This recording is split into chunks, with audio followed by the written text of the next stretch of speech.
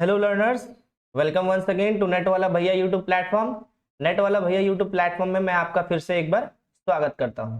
चलिए, तो आज का क्लास कुछ हम लोग इस तरीके से स्टार्ट करेंगे। जैसा कि आप लोग को पता था कि कल आप लोग का इंट्रोडक्शन क्लास था और इंट्रोडक्शन क्लास में हम लोगों ने ऑलरेडी देख रखा था मार्केट स्ट्रक्चर के बारे में, प्राइस डिटरमिनेशन के बारे में ऑलरेडी हम लोग थोड़ा थोड़ा पढ़ रखे थे। ठीक है, जिसमें कल का क्लास अगर आप लोग देखे होंगे तो आपको याद होगा सॉरी, हम लोग यहाँ पे perfect competition, imperfect competition, monopoly, oligopoly, monopolist और हम लोग बात कर रहे थे किसके बारे में? हम लोग यहाँ पे बात कर रहे थे क्या? मार्केट स्ट्रक्चर के बारे में। ठीक है, तो चलिए आज उसी क्लास को आगे बढ़ाते हुए और देखते हैं हम लोग कि आज की क्लास में क्या क्या आगे लेकर के आते हैं। चलिए देखिएगा, जैसा कि आप देख पा रहे होंगे अपने स्क्रीन पे कि आज हम लोग को स्टार्ट करना है यहाँ पे टाइप्स ऑफ मार्केट से। तो चलिए थोड़ा सा पहले उसका एक ब्रीफ एक्सप्लेनेशन जो कि ऑलरेडी कल भी दिया हुआ था और थोड़ा सा आज इसको कंटिन्यू करते हुए आगे बढ़ते हैं। ठीक है, ठीक है। मार्केट स्ट्रक्चर में हम लोग जनरली पढ़ रहे थे perfect competition market, oligopoly, monopoly, monopolist, इन सारे के बारे में हम लोग पढ़ रहे थे। ठीक है, तो चलिए एक करके देखते हैं। सबसे पहले यहाँ पे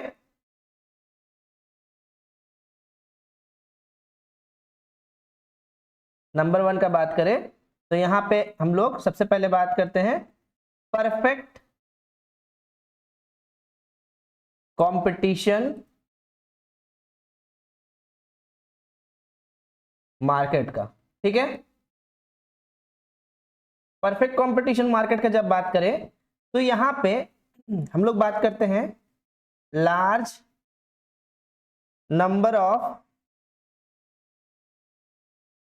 नंबर्स ऑफ बायर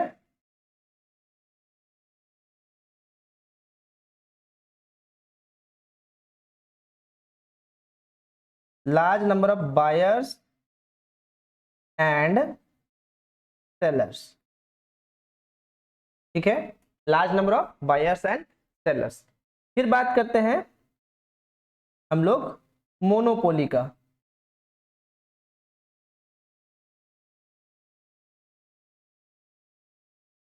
तो मोनोपोली में यहां दो वर्ड से बन रहा है, एक है मोनो, दूसरा है आपका क्या? पॉली। अगर मोनो मतलब देखें तो मोनो मतलब क्या होता है? सिंगल। सिंगल बोले तो एक। ठीक है, और पोली मतलब क्या होता है? फॉर्म। तो यहां पे आपको क्या देखने को मिलेगा? यहां पे आप कुछ इस तरीके से देखेंगे, single buyer and large number of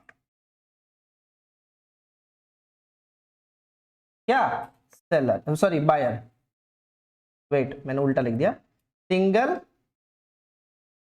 single seller and large number of buyer. ठीक है, चलिए ये तो हो गया हमारा मोनोपोली। तीसरा का जब हम बात करते हैं तो वहां पे हम लोग बात करेंगे थर्ड नंबर पे हम लोग बात करते हैं अब मोनोपोलिस्ट। देखिए, मोनोपोलिस्ट और मोनोपोली में फर्क क्या होता है? मोनोपोली में सिंगल सेलर होता है और लार्ज नंबर ऑफ बायर होते हैं। मोनोपोलिस्ट में क्या होता है? एक ही जैसा प्रोडक्ट में थोड़ा थोड़ा प्रोडक्ट का डिफरेंशिएशन देख करके, मतलब यहां पे हमको क्या देखने को मिलता है? Differentiated product. मतलब कि प्रोडक्ट में थोड़ा सा चेंजेस करके उस प्रोडक्ट को थोड़ा सा यूनिक बना के, मतलब प्रोडक्ट वो सिमिलर है। फॉर एग्जांपल अगर आप ले लो कि मोबाइल फोन, ठीक है, तो मोबाइल फोन क्या होता है? मोबाइल फोन का हम लोग एग्जांपल ले सकते हैं मोनोपोलिस्ट का। क्यों? क्योंकि किसी का कैमरा अच्छा है, ठीक है, किसी का प्रोसेसर अच्छा है, किसी में रैम ज्यादा है। ठीक है, तो हर क्वालिटी का फोन अलग अलग कंपनी में आता है। तो फोन का बेसिक काम क्या है? फोन पे बात करवाना, ठीक है, इंटरनेट चलाना। बेसिक काम तो आज के टाइम पे यही है। तो बेसिक नेसेसिटी तो फुलफिल हो रहा है। Instead of that basic necessity वो हमें क्या दे रहा है? वो हमें दे रहा है क्या? आप फोन पे उस पे मतलब वीडियो कॉल पे बात कर रहे हो तो बहुत अच्छा क्लैरिटी मिल रहा है, पिक्चर क्लिक करने के लिए आपको कैमरा अच्छा मिल रहा है। तो वो थोड़ा सा जो प्रोडक्ट डिफरेंशिएशन जो आपको देखने को मिल रहा है, दैट इज योर मोनोपोलिस्ट। तो यहां पे लिख सकते हैं डिफरेंशिएटेड प्रोडक्ट।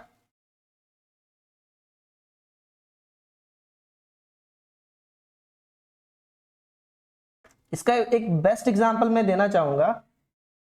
डिफरेंशिएटेड प्रोडक्ट में होता है थोड़ा डिफरेंट, जैसे कि अभी कुछ समय पहले जब मैं पीजी कर रहा था, तो पीजी करने के टाइम पे मेरे एक सर थे, नाम मैं नहीं लूंगा उनका, तो वो सर ने जब मार्केटिंग वो पढ़ा रहे थे उस समय डिफरेंशिएटेड प्रोडक्ट का एक बहुत अच्छा एग्जांपल दिए थे कि सूरज गो एंड मतलब पूरे क्लास को उन्होंने बोला था कि आप अगर एडवर्टीजमेंट देखे होंगे मर्सिडीज का, बेंज का, तो उसमें आपको क्या देखने को मिला होगा कि मर्सिडीज का कार जब रोड पे चल रहा है रात के अंधेरे में, तो जब वो लाइट जल रहा है तो सामने से एक बफेलो पार हो रहा है, तो उसके पूरे अंदर के रिब केजेस नजर आ जा रहे हैं। तो दैट इज व्हाट, तो वो एक एडवर्टीजमेंट ही कर रहा है। तो एडवर्टीजमेंट कर रहा है तो मतलब वो प्रोडक्ट के बारे में क्या बताना चाह रहा है, ये बताना चाह रहा है कि उसका जो प्रोडक्ट है वो दूसरे के प्रोडक्ट से कितना अलग है। तो अगर कोई उस प्रोडक्ट को परचेज करता है तो वो इस बेसिस पे भी परचेज कर सकता है कि उसका लाइटिंग बहुत अच्छा हो। तो that is the differentiated product. ठीक है, चलिए अब थोड़ा सा एक और बता देते हैं। एक और था आपका ओलिगोपोली। ओलिगो मतलब क्या होता है, अच्छा मैं लिख ही देता हूं, ओलिगोपोली, इसी के अंदर आपका डुओपोली भी आ जाएगा, मोनोपोली भी आ जाएगा। सॉरी, डुओपोली इसके अंदर आ जाएगा। डुओपोली मतलब दो, डुओ मतलब दो और पॉली मतलब फॉर्म, दो फॉर्म जहां पे इन्वॉल्व होगा वो डुओपोली हो जाएगा।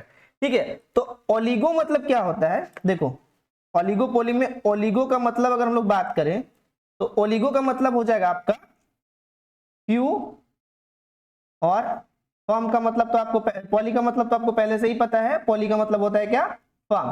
तो जहां पे फ्यू फॉर्म्स के बारे में बात करेंगे वो क्या हो जाएगा आपका ओलिगोपोली। चलिए अब हम लोग आते हैं अपने नोट्स पे और अच्छे से एक बार इसको देखते हैं। ठीक है, जिसमें सारा कुछ कल, क्योंकि सारा कुछ ऑलरेडी कवर करवा चुका था, इसलिए ज्यादा आज उतना डिस्कशन में हम लोग डीप में नहीं जाएंगे, बस समझने का कोशिश करेंगे। ठीक है, चलिए आते हैं types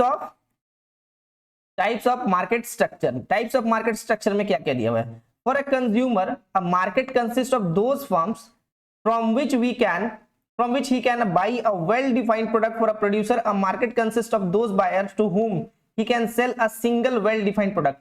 single well defined product, जो प्रोडक्ट उसको पहले से खरीदना है, जिसके बारे में उसको ऑलरेडी बताया गया है या उसको पता है, वो प्रोडक्ट को वो परचेज करने के लिए मार्केट गया है। If a firm knows precisely the demand curve it faces, it would know that the potential revenue. तो देखिए ये कुछ ऐसा है नहीं, ये इसको एक बार आप रीड कर सकते हो और रीड करने के बाद डायरेक्ट आप यहाँ पे बात कर सकते हो।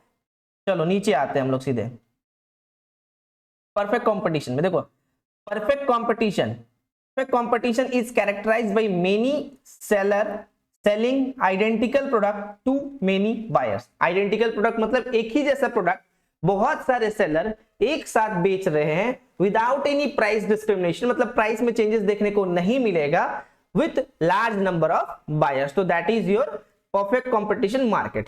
ठीक, next monopolist.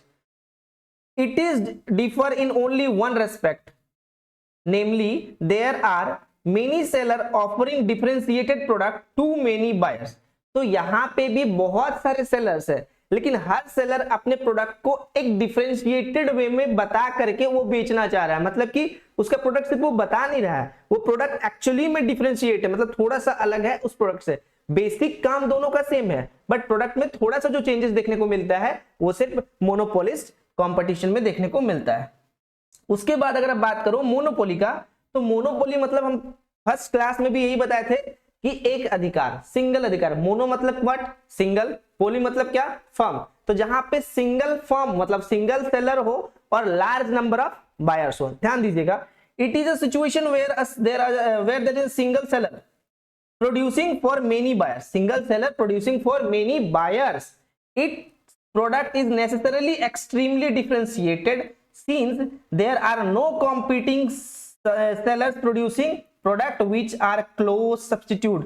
मतलब इसका कोई क्लोज सब्स्टिट्यूट नहीं होता है। सर ये बात आप कैसे बोल रहे हो, क्लोज सब्स्टिट्यूट नहीं होता है?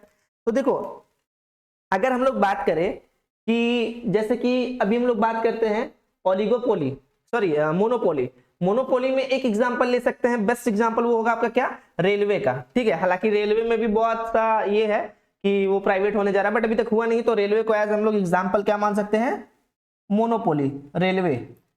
तो क्यों सर रेलवे को क्यों एग्जांपल माने, क्योंकि रेलवे एक ऐसा चीज है जो गवर्नमेंट अपने तरीके से लोगों के बेनिफिट के लिए चलाती है, ठीक है, लोगों के बेनिफिट के लिए, मतलब सोशल वेलफेयर के लिए या फिर जो भी, लेकिन रेलवे का सिर्फ और सिर्फ रेलवे पे अधिकार किसका है?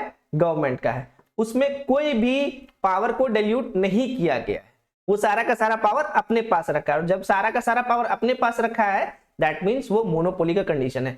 जब चाहे वो उसका फेयर बढ़ा सकते हैं, जब चाहे वो उसका फेयर घटा सकते हैं, ठीक है। ये एक एजम्पशंस के तौर पे आप समझने के लिए ये लाइंस का मैं यूज किया हूं, ठीक है। आगे देखते हैं ओलिगोपोली। ओलिगोपोली का मतलब क्या होता है? ओलिगो मतलब होता है फ्यू, पोली मतलब होता है फॉर्म्स, तो फ्यू फॉर्म्स जिसमें इन्वॉल्व होंगे that is known as oligopoly. तो there are few sellers, sorry, there are few sellers, आप देख पा रहे होगे, there are few sellers selling competing product to many buyers. क्या है आपके यहाँ पे आपके सेलर्स काफी कम है, और जो प्रोडक्ट जो बिकता है तो बायर तो हमेशा बहुत ही होते हैं, ठीक है। तो ओलिगोपोली में यही सिचुएशन है कि आपके सेलर्स जो होंगे वो काफी कम होंगे और बायर्स तो एज यूजुअल ज्यादा ही होंगे, ठीक है। लेकिन ओलिगोपोली में सब्स्टिट्यूट, अगर फ्यू सेलर है तो सब्स्टिट्यूट देखने को मिलेगा, लेकिन अगर मोनोपोली में बात करें तो वहां पे सब्स्टिट्यूट देखने को नहीं मिलेगा, ठीक है। चलिए अब थोड़ा सा कुछ चार्ट है, स्केड्यूल के जरिए समझाने की कोशिश किया हूं, स्केड्यूल नहीं है मतलब चार्ट के जरिए एक बार समझ सकते हैं कि थोड़ा थोड़ा डिफरेंसेस लेकर के, जैसे कि बहुत ज्यादा याद ना करना पड़े, वो एक बार चार्ट देखोगे तो आपको समझ में आ जाएगा, ठीक है। जैसे कि अगर बात करें टाइप्स ऑफ मार्केट में, तो टाइप्स ऑफ मार्केट में सबसे पहला बात कर रहे हैं मोनोपोली का, ठीक है। मोनोपोली में नंबर ऑफ प्रोड्यूसर दिया हुआ है, काइंड ऑफ कंपटीशन दिया हुआ है, बैरियर्स टू एंट्री दिया हुआ है, another name of the firm दिया हुआ है, और special trade.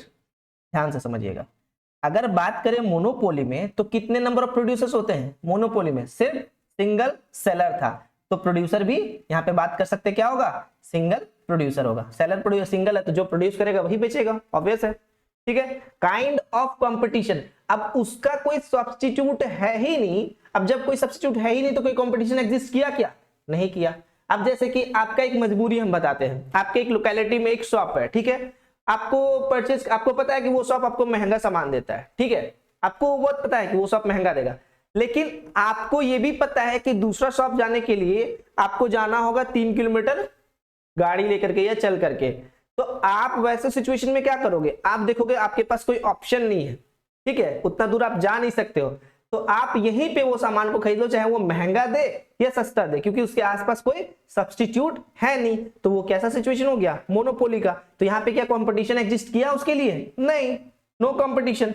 Barriers to entry, no entry is possible. अब यहाँ पे शॉप वाला एग्जांपल मत लेना, क्योंकि शॉप वाला एग्जांपल अगर लोगे तो बहुत सारे शॉप आजकल एक गली में खुल गए हैं, ठीक है, तो वो एग्जांपल सही नहीं होगा। तो वो एग्जांपल को पहले वाले में समझने के लिए ठीक था, लेकिन बैरियर्स टू एंट्री इसीलिए है, अगर कोई हम नया चीज लॉन्च किए हैं, ठीक है, उसमें कोई एक अलग फीचर डाले हैं, तो पहले तो फीचर समझने में ही किसी को बहुत ज्यादा समय लग जाएगा, और जब तक वो फीचर्स को समझेगा तब तक मेरा हो सके मैच्योरिटी स्टेज में पहुंच जाए, ठीक है। तो अगर हम बात करें एंट्री, बैरियर्स टू एंट्री, तो जब वो मेरे प्रोडक्ट के बारे में जानेगा ही नहीं, समझेगा ही नहीं, तो कैसे वो एंट्री कर पाएगा? कैसे वो मेरे प्रोडक्ट के जैसा सब्स्टिट्यूट ला पाएगा? नहीं ला पाएगा।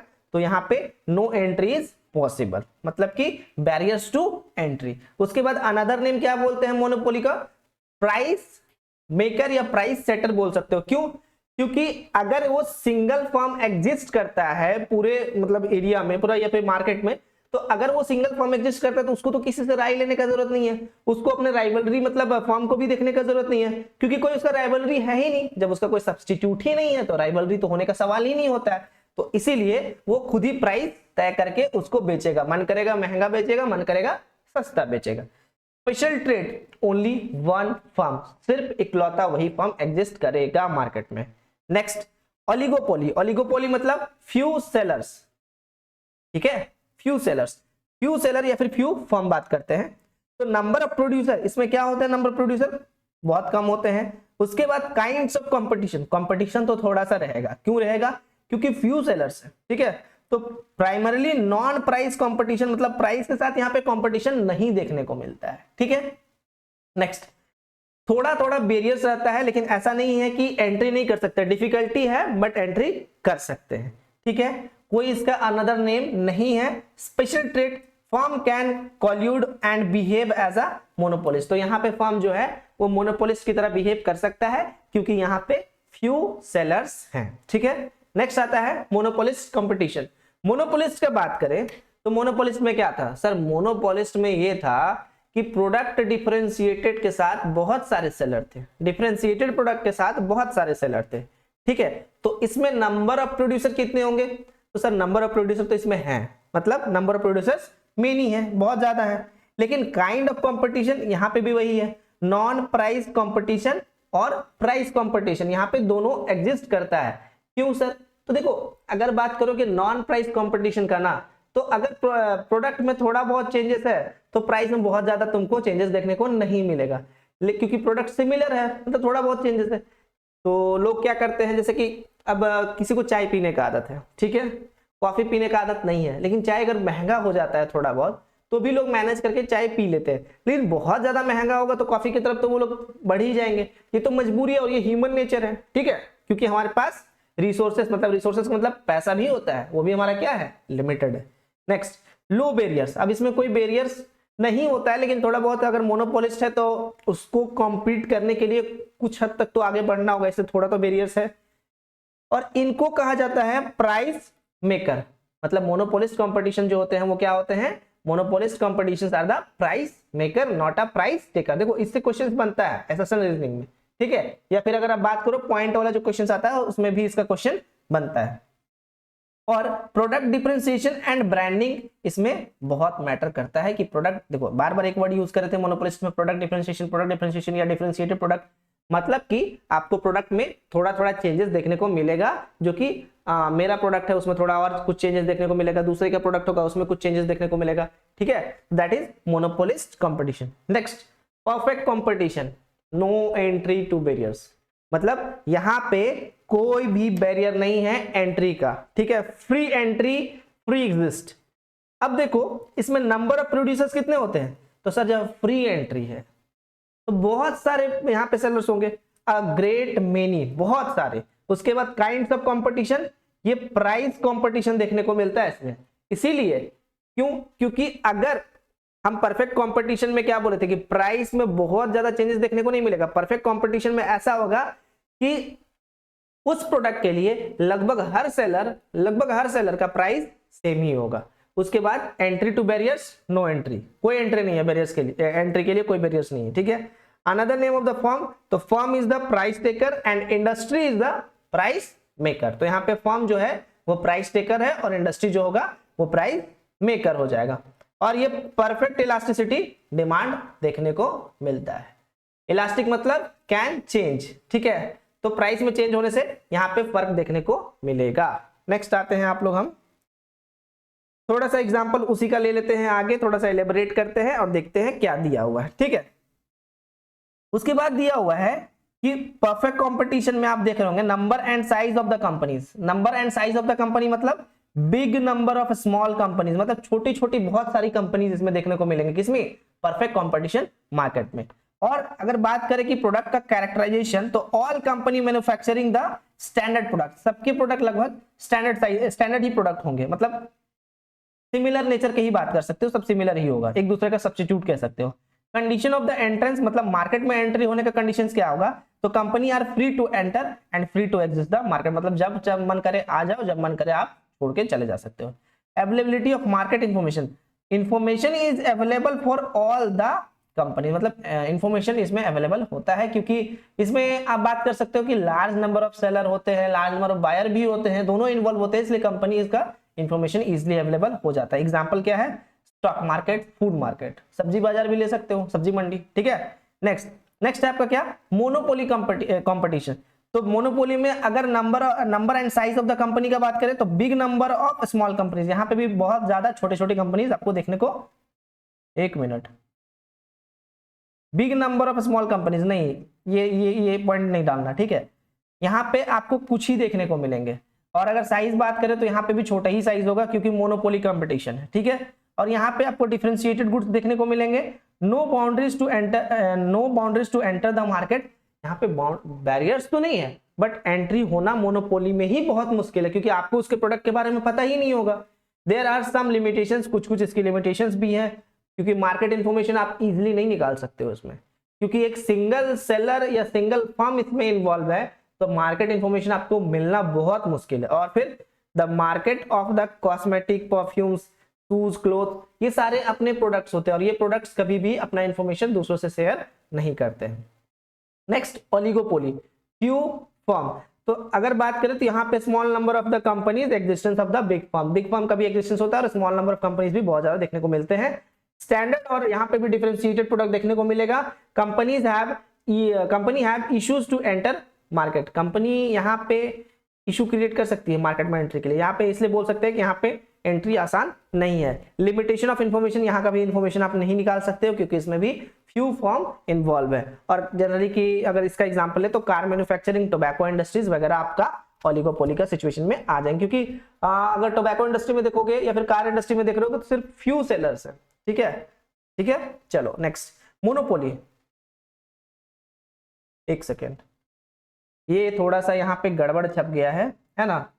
अगर हम लोग यहाँ पे बात करें, मेरे को लग ही रहा था इसलिए मैं यहाँ पे ये पॉइंट काट दिया था, थोड़ा सा ध्यान दोगे। ये मोनोपोली नहीं है, ये मोनोपोलिस्ट है। एक second, let me change the colour of the pen. ये मोनोपोली नहीं है, ये मोनोपोलिस्ट है। मेरे को लग ही रहा था कुछ गड़बड़ है, प्रिंटिंग मिस्टेक हो जाता है कभी कभी। Late me change.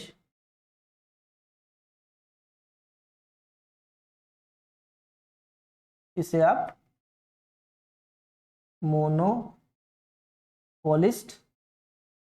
लिख दो, फिर आपका पॉइंट परफेक्ट हो जाएगा। ठीक है, मोनोपोलिस्ट में अगर आप बोलोगे तो यहाँ पे फिर सब सही है। फिर डिफरेंशिएटेड गुड्स है, नो बाउंड्रीज टू, ये फिर सही है। ठीक है, तो ये मोनोपोलिस्ट का एग्जांपल है, मोनोपोली का नहीं है, पोलिस्ट। ठीक है, चलिए अब देखते हैं लास्ट पॉइंट जो कि आपका मोनोपोली कंपटीशन का है। तो यहाँ पे एक कंपनी होगा, ठीक है, और यहाँ पे यूनिक प्रोडक्ट होगा। यूनिक प्रोडक्ट इसलिए होगा क्योंकि ये मोनोपोली का बात कर रहा है। मोनोपोली जहां पे बात करेगा वहां पे यूनिक प्रोडक्ट होगा। यूनिक प्रोडक्ट इसलिए होगा क्योंकि कोई एक फर्म या एक कंपनी इसको प्रोड्यूस कर रहा है। लेकिन मोनोपोलिस्ट में क्या होता है, बहुत सारे फर्म होते हैं, big number of small companies, छोटे छोटे बहुत सारी कंपनीज इसमें इन्वॉल्व होती है। और यहाँ पे आपको डिफरेंशिएटेड प्रोडक्ट देखने को मिलता है। और वही मोनोपोली में बात करोगे तो आपको यहाँ पे यूनिक प्रोडक्ट देखने को मिलेगा। और यहाँ पे एंट्रीज का कोई बैरियर नहीं होता है मोनोपोलिस्ट में, लेकिन मोनोपोली में फुल बैरियर होता है, क्योंकि यहाँ पे आप इंफॉर्मेशन निकाल ही नहीं सकते हो। यहाँ पे भी कुछ लिमिटेशंस होता है और यहाँ पे तो लिमिटेड इन्फॉर्मेशन ही होता है। लिमिटेड इन्फॉर्मेशन मतलब आप इन्फॉर्मेशन निकाल ही नहीं सकते। मोनोपोलिस्ट में आप इन्फॉर्मेशन इसलिए निकाल सकते हो क्योंकि मोनोपोलिस्ट एक ऐसा कंडीशन है जहां पे आप क्या देखने को मिलेगा, आपको ये देखने को मिलेगा कि मोनोपोलिस्ट कंडीशन में बहुत सारे सेलर्स इन्वॉल्व है, बहुत सारे सेलर्स इन्वॉल्व है, बहुत सारे बायर्स तो हमेशा इन्वॉल्व होते हैं। तो अगर बहुत सारे सेलर्स इन्वॉल्व है तो वहां पे आप इंफॉर्मेशन निकाल सकते हो। ठीक है, तो यहाँ पे एग्जांपल्स ले सकते हो आप, जैसे कि कॉस्मेटिक हो गया, परफ्यूम हो गया, शूज हो गया, तो ये आप मोनोपोलिस्ट में ले सकते हो। क्योंकि देखो परफ्यूम कंपनी कितनी सारी है, ठीक है, शूज कितनी सारी कंपनीज का है, क्लोथ्स कितने, हाँ, हालांकि ये भी अपना इंफॉर्मेशन लीक नहीं करती हैं, बट हाँ अगर हम लोग चाहें तो इंफॉर्मेशन निकाल सकते हैं थ्रू प्रॉपर डेटा कलेक्शंस। ठीक है, रिसर्च कर सकते हो इसके ऊपर। उसके बाद अगर मोनोपोली में बात करोगे तो मोनोपोली में एक दिया हुआ आपका energy companies, work station, phone companies. Phone companies में अभी हम लोग कह सकते हैं कि मोनोपोली नहीं आया है। ठीक है, तो अगर हम लोग से टेलीकम्युनिकेशन में बात करते हैं तो अभी मोनोपोली नहीं है, क्योंकि अभी भी तीन अभी भी एग्जिस्ट कर रहे हैं। जैसे कि बीएसएनएल को तो हम कभी मानते ही नहीं थे कि बीएसएनएल है मार्केट में। ठीक है, तो बीएसएनएल तो जरूरी चीज है, लेकिन वो मार्केट में हमको नहीं लगता एग्जिस्ट करता है। हम मानते हैं जियो है, ठीक है, एयरटेल है, और एक शायद VI है। ठीक है, वोडाफोन और आइडिया का कोलैबोरेशन है शायद VI। ठीक है, तो इसमें इसको हम लोग बोल सकते हैं ओलिगोपोली के कंडीशन में। ट्राइपोली करके आता है जिसमें 3 फर्म्स इन्वॉल्व हैं, तो हम लोग उसमें इसको डाल सकते हैं। बट फोन कंपनीज को इसमें डालना ठीक नहीं होगा। इसमें आप एग्जांपल ले सकते हो, मोनोपोली का बेस्ट एग्जांपल एनर्जी कंपनीज तो बिल्कुल है ही, न्यूक्लियर एनर्जी है। फिर आप यहाँ पे एग्जांपल ले सकते हो रेलवे, ठीक है, डिफेंस, ये सारा चीज आप ले सकते हो। क्या डिफेंस भी ले सकते हो आप इसमें मोनोपोली में, मतलब जहां पे सिर्फ और सिर्फ किसी एक का इन्वॉल्वमेंट है। तो अगर डिफेंस में बात करोगे, क्या डिफेंस में किसी और का इन्वॉल्वमेंट है, रेलवे में किसी और का नहीं, ये फुल्ली गवर्नमेंट का इन्वॉल्वमेंट है इसमें। ठीक है, चलिए तो एक बार मोनोपोलिस्ट और मोनोपोली का थोड़ा सा फर्क को वीडियोस को थोड़ा सा एक बार रिमाइंड करके थोड़ा सा स्किप करके देख लीजिएगा, क्योंकि थोड़ा सा उसमें प्रिंटिंग मिस्टेक था। ठीक है, चलिए आगे आते हैं, आगे क्लियर हो जाएगा आपका। Freedom of the four market structure. अब देखो फोर मार्केट स्ट्रक्चर में क्या क्या फ्रीडम्स होता है, देखो वही चीज को जो ऊपर था वही दिया हुआ है। परफेक्ट कंपटीशन मार्केट में बहुत सारे नंबर ऑफ फॉर्म्स, फ्रीडम में एंट्री में कोई रेस्ट्रिक्शन नहीं, और प्रोडक्ट कैसे होते हैं होमोजेनियस, मतलब कि अनडिफरेंशिएटेड, बिल्कुल सेम। एग्जांपल कैबेज कैरोट, मेरा कैबेज हरा है आपका कैबेज पीला है, ऐसा तो नहीं होगा, सबका सेम होगा। मेरा कैरोट लाल है आपका कैरोट पीला है, नहीं हो सकता है। तो यहाँ पे लगभग सेम होता है। ठीक है उसके बाद परफेक्ट कंपटीशन में form is the price taker, मतलब फॉर्म जो होते हैं वो क्या होते हैं, प्राइस टेकर। ठीक है, industry is the price maker. उसके बाद बात करते हैं मोनोपोलिस्ट में। तो मोनोपोलिस्ट में बहुत सारे सेलर्स हैं, बहुत सारे फॉर्म इन्वॉल्व हैं, और एंट्री इसमें अनरेस्ट्रिक्टेड है, कोई रेस्ट्रिक्शन नहीं है। अगर बात करें नेचर ऑफ द प्रोडक्ट, तो नेचर ऑफ द प्रोडक्ट यहाँ पे मोनोपोलिस्ट में आपको डिफरेंशिएटेड देखने को मिलेगा, और इसमें आप ले लो बिल्डर्स, रेस्टोरेंट, तो सबका एक अलग अलग फीचर्स के साथ। रेस्टोरेंट में हर रेस्टोरेंट में आपको सेम टेस्ट नहीं मिल सकता, थोड़ा थोड़ा डिफरेंशिएटेड हो सकता है। किसी का एम्बियंस अच्छा है, किसी का टेस्ट अच्छा है, किसी का सर्विसेज अच्छा है। ठीक है, बोल सकते हो।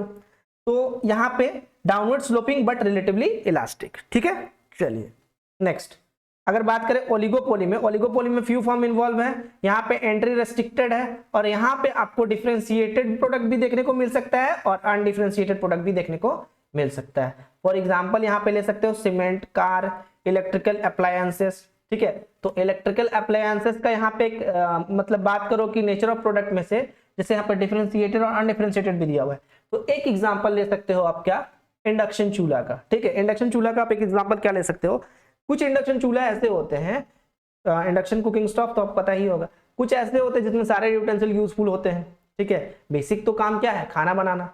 तो कुछ ऐसे होंगे जिसमें सारा काम खाना बने, मतलब सारा बर्तन यूज हो जाएगा, और कुछ ऐसे होंगे जिसमें कि इंडक्शन प्लेटिंग वाला ही मतलब जो बर्तन होता है वो यूज होता है। तो अगर हम उसमें थोड़ा सा डिफरेंशिएशन कर दे कि सारा बर्तन यूज हो जाएगा, तो वो डिफरेंशिएटेड प्रोडक्ट हो गया। और मार्केट में तो ऑलरेडी अवेलेबल है ही, जिसमें कि जो इंडक्शन कुकिंग प्लेट होगा उसी में बनेगा, तो वो हो जाएगा अनडिफरेंशिएटेड, क्योंकि जो पहले से थे वैसा ही अगर हम बना रहे हैं तो वो अनडिफरेंशिएटेड हो गया। थोड़ा सा कुछ चेंज कर दिए तो डिफरेंशिएटेड हो गया। ठीक है, इसमें भी रिलेटिव इनइलास्टिक हो जाएगा, मतलब कि राइवलरी बहुत मैटर करता है इसमें। और लास्ट आपका बचा क्या, मोनोपोली। मोनोपोली में एक फर्म यहाँ पे रेस्ट्रिक्टिव, बिल्कुल कंप्लीटली यहाँ पे क्या है आपका, रेस्ट्रिक्टेड है। उसके बाद प्रोडक्ट यहाँ पे आपको यूनिक देखने को मिलेगा। एग्जाम्पल में आप ले सकते हो local water company, train operate, train ले सकते हो, रेलवे का एग्जाम्पल ले सकते हो। ठीक है, एग्जाम्पल्स, रेलवे का रूट आपने डिसाइड कर सकते हो, वो रेलवे डिसाइड करेगी।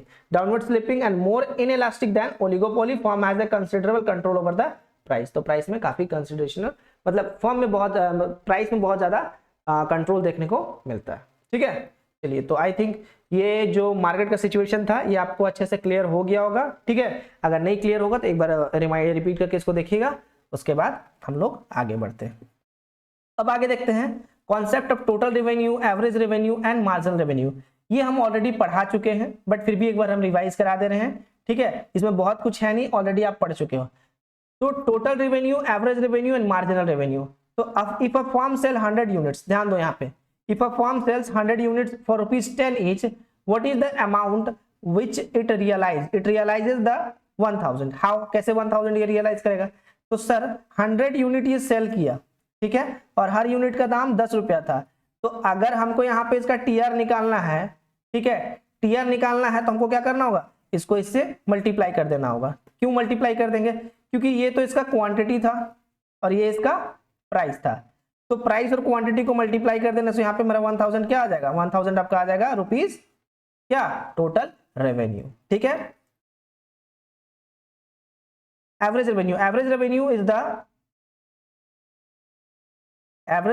Is the revenue earn per unit of the output. It is nothing but the price of the unit of output, because price is always per unit of a commodity, per unit of a commodity. तो यहाँ पे अगर formula का बात करें तो average revenue is equal to total revenue divided by आपका output. ठीक है, टोटल रेवेन्यू डिवाइडेड बाई आपका आउटपुट। तो एक एग्जांपल ले ले, जैसे कि यहाँ पे टोटल रेवेन्यू यहाँ पर कितना हुआ था 1000 और आउटपुट मेरा कितना था आउटपुट अगर मान के चलो 100 था, तो यहाँ पे अगर हम एवरेज रेवेन्यू निकालेंगे तो कितना आएगा, 10 रुपीज। ठीक है, चलिए तो ठीक है, चलिए अब एक और चीज यहाँ पे दिया हुआ है, एवरेज रेवेन्यू हमेशा एवरेज रेवेन्यू प्राइस नहीं होता है, एवरेज रेवेन्यू प्राइस के इक्वल होता है। याद रखिएगा, एवरेज रेवेन्यू प्राइस नहीं होता है, एवरेज रेवेन्यू प्राइस के इक्वल होता है। सर कैसे? तो आपको जैसा पता है average revenue, wait, average revenue एक फॉर्मूला है, is equal to price into, देखिए यहां पे average revenue is equal to price into quantity. तो जब आउटपुट को आप कैंसिल आउट कर दोगे तो average revenue is equal to क्या आ जाएगा, आपका प्राइस आ जाएगा।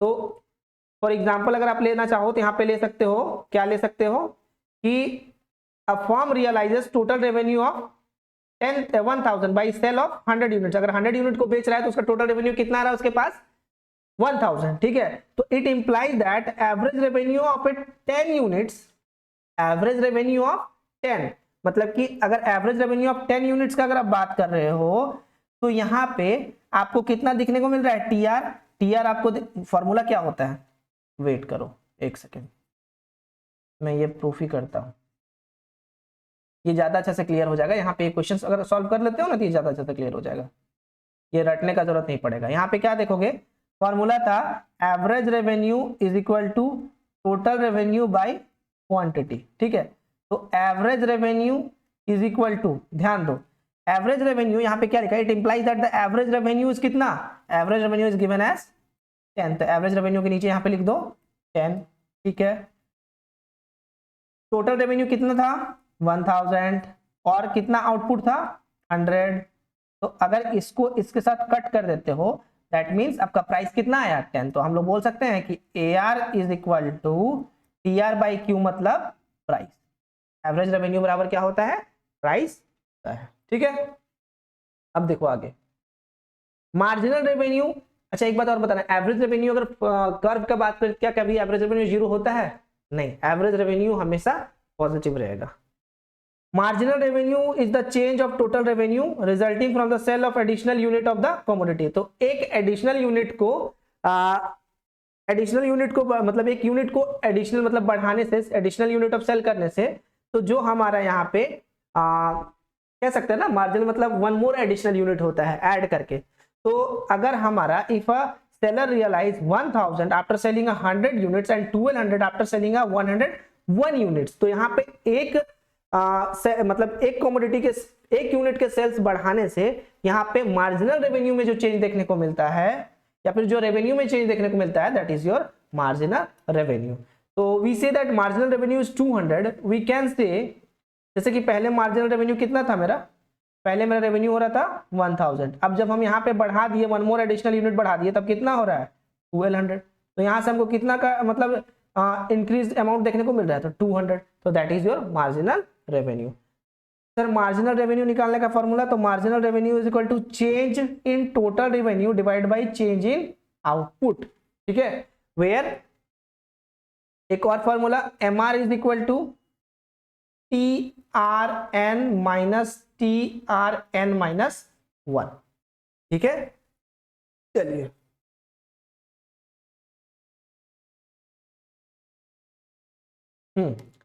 मार्जिनल रेवेन्यू थोड़ा सा यहाँ पे समझना है। Marginal revenue, average revenue, total revenue and the price elasticity of demand is to be noted that the marginal revenue, average revenue and the price elasticity of the demand are uniquely related to one another through the formula। Formula के related अगर पढ़े तो ये क्या है, एक दूसरे से रिलेटेड है।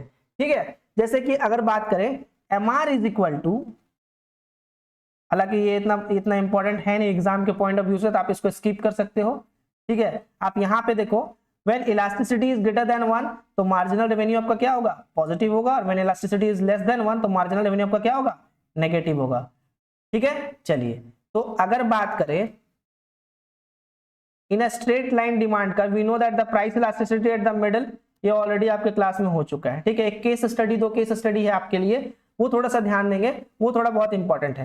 जैसे कि फर्म को कब मतलब प्रोडक्शन जारी रखना चाहिए, कब बंद कर देना चाहिए, उसके लिए 2 केस स्टडी छोटा सा है जो हम लेकर के आए, उसको एक बार ध्यान दीजिएगा। अ firm should not produce at all the level of total revenue if wait A firm should not produce at all if the total revenue from its product does not equal or exceed its total variable cost.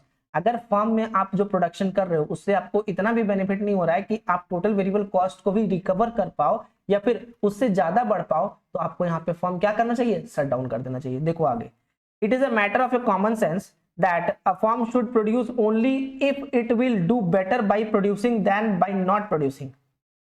Produce करो या ना करो, कभी कभी ऐसा होता है ना कि प्रोडक्शन करके भी आपको लॉस हो रहा है और नहीं करके तो आपको लॉस होना ही है, तो भाई नहीं करके ही लॉस हो जाए, करके क्या फायदा, वो तो आपको ज्यादा लॉस हो जाएगा।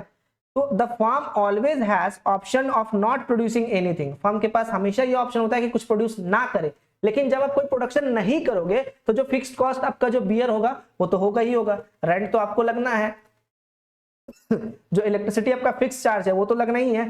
तो if it does not produce anything it will have an operating loss equal to its fixed cost। Operating cost जो होगा वो तो लगेगा ही लगेगा, क्योंकि बिजनेस में अगर आप कोई बिल्डिंग लेकर के रखे हो तो वहां पे जो आपको रेंट देना है वो तो आपको देना होगा। तो unless actual production adds as much as to revenue it add cost, it will increase the loss of the firm. तो अगर आप कोई प्रोडक्शन करते हो तो अगर उसमें से कोई लॉस देखने को मिलता है तो वहां पे आपका लॉस का कॉस्ट उसमें और ऐड हो जाके वो क्या हो जाएगा, पहले इतना था तो वो बढ़ के इतना हो जाएगा। ठीक है, ठीक है। Next, principle 2, it will be profitable for the firm to expand output whenever marginal revenue is greater than the marginal cost. Obviously जब आपका मार्जिनल रेवेन्यू आपके मार्जिनल कॉस्ट से ज्यादा होगा तभी आप क्या करोगे, वहां पे प्रोडक्शन को या फिर आउटपुट को बढ़ाओगे। And to keep on expanding output until marginal revenue equals to marginal cost, और तब तक करोगे जब तक आपका marginal revenue is equal to marginal cost नहीं होता है। अगर मार्जिनल रेवेन्यू कम हो जाएगा मार्जिनल कॉस्ट से तो फिर तो आप वहां पे क्या करोगे, या तो बंद कर दोगे, क्योंकि वहां पे तो फिर आप लॉस बियर कर रहे हो, नो प्रॉफिट नो गेन का सिचुएशन है तो फिर चल सकता है। लेकिन अगर जब लॉस गेन कर रहे हो तो फिर आप यहाँ पे एडजस्ट नहीं करना चाहोगे। Not only marginal cost should be equal to the marginal revenue, its curve should not cut marginal revenue curve from the below। मतलब कि जो it should not cut the marginal revenue curve, मतलब marginal cost curve जो होता है वो marginal MC के नीचे से नहीं कट करना चाहिए। नीचे से कट कर रहा है दैट मींस वो लॉस का सिचुएशन है और फिर आपको वहां पे बंद कर देना होगा। तो the above principle states that if any unit of production add more to the revenue that to cost that until it will increase the profit, if it adds more to cost that to revenue it will decrease profit। Profit को क्या करेगा, decrease करेगा। And profit will be maximum at the point where additional revenue from the unit equals to the additional cost. तो profit तब तक आपका increase करेगा जब तक आपका एडिशनल कॉस्ट जो है एडिशनल प्रॉफिट के बराबर नहीं हो जाता। तो ये था एक मार्केट का फॉर्म का स्ट्रक्चर्स का हम लोग ब्रीफ डिस्क्रिप्शन और डिफिनेशंस, मतलब जहां पे सारी चीजों को अच्छे से क्लियर कर दिया गया है।